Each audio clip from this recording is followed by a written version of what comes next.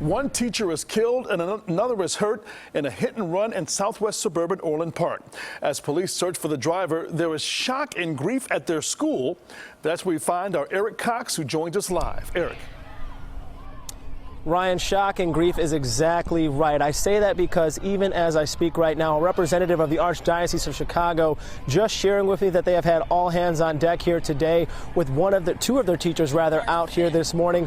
One in particular who is out was a third grade teacher, and so her class having to have a substitute who comes in. There are some students out here right now, as a matter of fact, who are taking part in recess, and I'm told some of them, of course, knew these teachers. It's hitting the school very hard today. Classes started late here, and instead of starting early, students and staff took part in a special prayer service, one that I'm told they've had in honor of these two women. Now, these are the photos of the two victims. Roan Leha is on the left. She was a technology teacher who started working here at the school just in March. Now, Elizabeth Kostek is on the right. She's a third grade teacher who's been a parishioner here at St. Michael for 30 years and a staff member since 2005.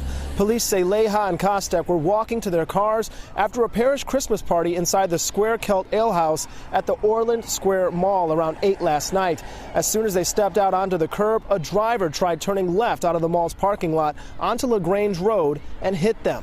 61-year-old Leha passed away. 54-year-old Kostek was taken to the Silver Cross Hospital. She was released earlier this morning and is now back home recovering. Officers say little is known about the driver or the car at this point, just that it was a light-colored vehicle. But they're working to change that. Orland Park's police chief telling me detectives are out trying to pull video from dozens of different area cameras in hopes of catching whoever is responsible for this deadly hit and run. They should have seen these people and should have avoided them. There's no reason for this accident whatsoever. Teachers are the fabric of our community, and what could be worse? And as detectives continue investigating, hearts are certainly heavy here at St. Michael. As I mentioned earlier, they're having substitutes who are having to come in to help out in these teachers' absences. And I'm also learning there are counselors here on hand at the school to help with any students or staff who need an ear lent to them.